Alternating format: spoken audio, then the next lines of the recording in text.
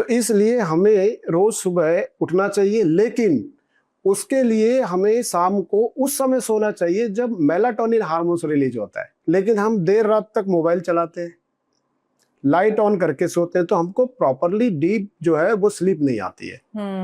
एक पीढ़ी से दूसरी पीढ़ी में बीमारी को नहीं लेके जाना है, तो उसके लिए तो काम करना पड़ेगा खुद के शरीर पे। तो हमें यही करना है कि लाइट को ऑफ कर देंगे सोने से लगभग आधा पौना घंटे पहले। हमारा जो ब्रेन है इसमें एक हिप्पोकैम्पस एक पार्ट है, तो हाइपोथैलेमस एक ब्रेन का बहुत बड़ा एक एरिया है, उसके अंदर हिप्पोकैम्पस है। यहाँ एक बायोलॉजिकल क्लॉक होती है, तो सवेरे के समय वो लगभग 4 साढ़े 4 यानी कि ब्रह्म मुहूर्त का समय जो बताया है कि उस समय वो उसमें कोर्टिसोल हार्मोन्स रिलीज होना स्टार्ट हो जाता है, जो अलर्ट हार्मोन्स होता है। तो इसलिए हमें रोज सुबह उठना चाहिए, लेकिन उसके लिए हमें शाम को उस समय सोना चाहिए जब मेलाटोनिन हार्मोन्स रिलीज होता है। मतलब आपको एपिजेनेटिक्स पे काम करना है, एक पीढ़ी से दूसरी पीढ़ी में बीमारी को नहीं लेके जाना है, तो उसके लिए तो काम करना पड़ेगा खुद के शरीर पे। तो जब मेलाटोनिन हार्मोन्स रिलीज कब होता है आपके ब्रेन में? जब लाइटें ऑफ हो, मान लो ब्लू लाइट हो या येलो लाइट हो, व्हाइट लाइट हो, ये एकदम लाइट बंद हो यानी कि अंधेरा हो। तो अक्सर आपने देखा है जो पुराने लोग होते थे तो सूरज छिपने के बाद उनके पास तो छोटी छोटी लैंप होती थी, उनको जल्दी वो बंद कर देते तो गहरी नींद सोते थे। तो मेलाटोनिन जब रिलीज होता है तो वो रिलीज होना स्टार्ट होता है अंधेरे में, लेकिन हम देर रात तक मोबाइल चलाते हैं, लाइट ऑन करके सोते हैं, तो हमको प्रॉपरली डीप जो है वो स्लीप नहीं आती है। तो हमें क्या करना है कि अगर हमें खुद को ठीक रखना है तो खुद को चेंज करना है, खुद के ऊपर काम करना है।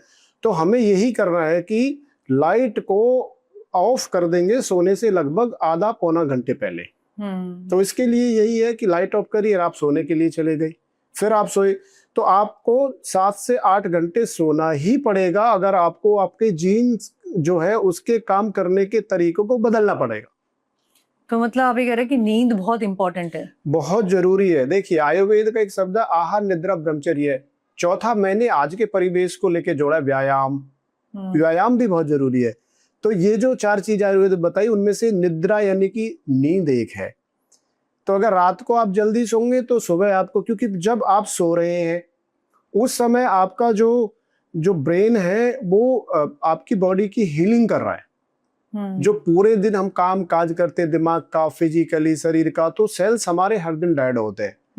तो जो डेड सेल्स हैं उनको लीवर के पास भेज के और उनको आपके मल मूत्र के साथ बाहर निकालना है, और जो अच्छे सेल्स हैं उनको दोबारा से रिजनरेट करना है। तो आपको जल्दी सोना है, तो सुबह जैसे ही आपकी नींद पूरी हो गई 7 से 8 घंटे, तो जब आप सवेरे एक अलर्ट हार्मोन्स बोला जाता है कोर्टिसोल हार्मोन्स, ये इसको तनाव वाला भी बोलते हैं, चिंता वाले की अलर्ट वाला भी। तो सुबह वो 4:30-4 बजे आपका ब्रेन में बनना स्टार्ट हो जाता है, आपकी आंख खुल जाती है। एक तो ये। दूसरा एक और सबसे बड़ा है कि जब हम दिन की शुरुआत करें तो सबसे पहले हमने अक्सर देखा है कि कोई भी व्यक्ति फटाक से एकदम उठ जाता है। तो मैं हमेशा बोलता हूं कि भाई एकदम अचानक से मत उठिए, आप बच्चे की उठने की प्रक्रिया को देखिए। जब छोटा बच्चा कोई शिशु अवस्था में होता है, लगभग 1 वर्ष का, 1.5 वर्ष का, 2 वर्ष का, तो वो जब उठता है तो उठने के बाद वो पहले इधर इधर देखता है, यानी कि वो अपनी गर्दन की एक्सरसाइज कर रहा है, यानी कि वो अपनी माँ को ढूंढ रहा है या जिससे उसका लगाव है उसको ढूंढ रहा है, जो भी है सर्च कर रहा है। फिर वो अपने हाथ पैर थोड़ा चलाएगा। तो इससे क्या होगा कि आपके ब्रेन को एक सिग्नल चला जाएगा, साहब आपकी जो बॉडी है अभी उठ गई है, ब्लड का फ्लो पूरी बॉडी में आप सप्लाई कर दीजिए। अचानक से एकदम उठने में जो हमारा ब्रेन है इसमें जो 5 तरह की वेव्स होती है, विद्युत तरंगे, ब्रेन की इलेक्ट्रिसिटी, जिसको हम जो मापते हैं किसमें, जब ब्रेन में किसी को सीजर्स आते हैं, फिट्स आते हैं, या ये याददाश्त कमजोर हो जाती है, नींद अच्छी नहीं होती है, तो उसके लिए ईईजी एक टेस्ट कराते हैं डॉक्टर्स के भी, ये करा के देख लेते हैं। और हार्ट में भी कोई प्रॉब्लम होती है तो सबसे पहले जो प्राइमरी बेसिक जांच है वो ईसीजी होती है। तो जो ईसीजी और ईईजी इसमें ये वेव्स ही देखी जाती है। तो मेरा कहने का मतलब है कि दिनचर्या को तो सुधारना है, बट साइंटिफिक तरीके से सुधारना है। तो इसमें जो 5 तरह की वेव्स हैं, तो जब अब इस पे थोड़ा बोलूं आप कहें तो। जी जी बिल्कुल। पहले मैं ये भी जानना चाहती हूँ, जैसे आपने बोला कि अचानक से जब हम उठते हैं तो उसका भी एक नकारात्मक प्रभाव पड़ सकता है। तो जैसे जनरली हम लोग अलार्म लगा के सोते हैं, वो बहुत तेज से बजता है, हम गहरी नींद में होते हैं, तो वो झटके से उठना भी क्या सही है? देखिए वो एकदम गलत है और आज के समय में परिवेश में तो मैं वही तो कह रहा हूँ कि जो हमारा ब्रेन का हाइपोथैलेमस एरिया है, यानी कि पार्ट है, उसमें हिप्पोकैम्पस है, जहाँ बायोलॉजिकल क्लॉक है, जैविक घड़ी है, वो अगर प्रॉपर आपकी काम करेगी तो आपको जरूरत ही नहीं है अलार्म लगाने की, आवश्यकता ही नहीं है किसी को कोई आके आपको जगाए। तो मैं यही बता रहा हूँ कि जब एकदम अचानक से हमारे ब्रेन पे क्या साइड इफेक्ट होते हैं उसका मैं एक्सप्लेनेशन आपको यहाँ दूंगा। क्या होता है कि जब हम सोने के लिए जा रहे हैं तो जो ब्रेन की वेव्स होती हैं, हम उस समय थीटा वेव्स में होते हैं। आप देखिए, जब हम सोने के लिए जाते हैं बिस्तर पे तो हम इमेजिन करते हैं कि मैं अपने फ्यूचर में ये करूंगा, वो करूंगा, कल ये काम कर दूंगा, ऐसे कर दूंगा, प्लानिंग करते हैं, एकदम करेक्ट। एक दूसरा, ये थीटा वेव्स जब भी होती है जब हम टॉयलेट में जाते हैं, अक्सर आपने देखा है। ये तब भी होती है कि जब हम स्नान करने जाते हैं, जो कभी 10 साल 20 साल पहले किसी ने कोई गाना सुना होगा उसको भी गुनगुनाता है, यानी कि उस समय वो थीटा वेव्स में है। अब सोने के लिए जा रहे हैं तो थीटा वेव्स है। अब हम सो रहे हैं, गहरी नींद ले रहे हैं, तो वहां डेल्टा वेव्स है। अब हम सो के फिर उठने की प्रक्रिया कर रहे हैं, तो पहले आपकी थीटा, फिर डेल्टा, अल्फा वेव्स। तो ये अल्फा वेव्स आपको बताती है कि अब आपको साहब उठना है। उसके बाद फिर आती है बीटा वेव्स, तो ये एकदम अलर्ट वाली है कि अब मैं उठने की प्रक्रिया। अगर मान लो अलार्म बज गया या किसी ने आपको अचानक से शोर मचा के उठा दिया, तो आप जहां डेल्टा में थे वहां से आप एकदम बीटा में चले गए, आपका अल्फा छूट गया। अब जब अल्फा वेव्स के बारे में आप पढ़ेंगे तो जो कंसंट्रेट बनाता है, इमोशंस को जो अच्छा करता है, मतलब ध्यान आपको में रखता होगा, थोड़ा शांत रखता होगा। यस, एकदम शांत रखता है, तो वो सब आपका मिसमैच हो जाता है, जिससे चल के मनोरोग आगे जीवन में हो जाते हैं। आदमी जो है बहुत परेशान रहने लगता है, छोटी छोटी बातों पे तनाव लेता है, एंजाइटी उसको होने लगती है। तो कहने का मतलब ये है कि वे उसको भी आपको ठीक रखना है, तो उसी प्रक्रिया से उठे जिससे बच्चा उठता है। फिर ब्लड का सर्कुलेशन आपके बॉडी में जो फ्लो है वो प्रॉपर होना चाहिए, कि जब आप उठेंगे तो ब्रेन हार्ट को सिग्नल देगा कि साहब आपको क्या करना है, कि अब सप्लाई स्टार्ट कर देंगे। ये तो सभी अंग 24 घंटे काम करते हैं। हार्ट इतना मजबूत ऑर्गन भगवान ने बनाया है कि ये बिना थके 300 साल जिंदा रह सकता है, ऐसा चरक संहिता में मैंने पढ़ा है। 360।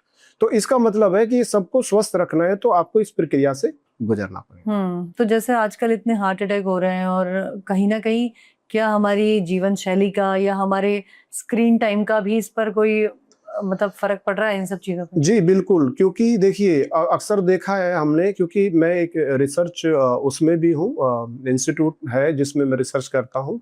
तो क्या है कि हमने रिसर्च में ही देखा है कि जो कोरोना के बाद आपने देखा है कि सबसे ज्यादा जो हार्ट पेशेंट बढ़े हैं, या कार्डियोवास्कुलर डिजीज है, या ब्रेन डिसऑर्डर्स लोगों को हुए हैं, सोते सोते हेमरेज हो रहे हैं, उनमें आपने देखा है कि कोरोना के बाद लोगों का जो है वो जितने भी ये इक्विपमेंट्स है, डिवाइस है, इलेक्ट्रॉनिक इक्विपमेंट्स है या मोबाइल है, इसके साथ समय ज्यादा बिता रहे हैं। बहुत, आप तो काफी बढ़ चुका है। तो उसके पीछे वन ऑफ द रीजन, मतलब मैं ये नहीं कहता कि यही सारे कारणों में से है, एक कारण ये भी है कि जब आपकी ब्रेन की वेव्स अच्छे से काम नहीं करेंगी, आप उनको उनके हिसाब से नहीं चलाएंगे जो बायोलॉजिकल क्लॉक कहती है, तो आपको हार्ट अटैक आने के पूरे चांस होते हैं, आपको हेमरेज होने के पूरे चांस होते हैं।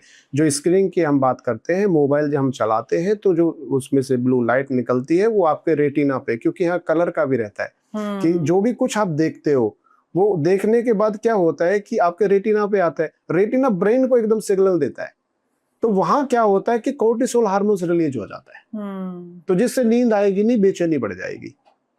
बिल्कुल। जितनी भी नींद ना आने के पेशेंट है, यानी कि इंसोम्निया, जिनको नींद नहीं आती है, डॉक्टर साहब के पास जाते हैं, डॉक्टर साहब हम नींद नहीं आ रही है, क्या करें? तो बताना तो मुझे ऐसा लगता है कि हम लोग तो बताते हैं कि भाई योग करिए, प्राणायाम करिए, बहुत जरूरी है। मैं यहाँ एक बात बोलना चाहूंगा, अगर आपको सच में 100 साल जीना है आपके परिवेश में, तो योग से तो जोड़ना पड़ेगा, आयुर्वेद से तो जोड़ना पड़ेगा। तो फिर उसमें वो जो गोलियां चलती हैं नींद के लिए, वो कोर्टिसोल हार्मोन्स को ही जो है कम करने के लिए दी जाती है, मेलाटोनिन बढ़ाने की गोलियां दी जाती है। तो इसलिए स्क्रीन जो टाइमिंग है, जो मोबाइल है, ये भी कम से कम होना चाहिए।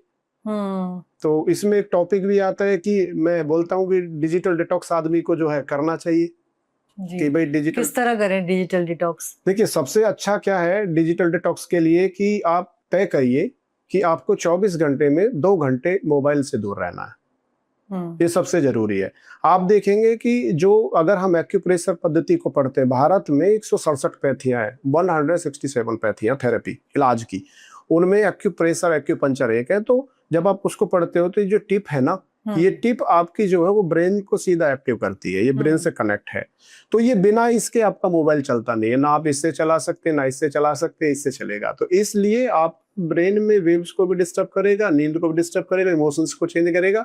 तो इसलिए आपको क्या करना है कि जो खुद को अगर स्वस्थ रखना है तो ये जाना पड़ेगा। और जो कलर का है तो कलर का अगर ब्लू कलर आप देखते हैं मोबाइल के माध्यम से तो भी आपका जो कोर्टिसोल हार्मोन्स रिलीज होगा, तो जिससे आपका तनाव बढ़ेगा।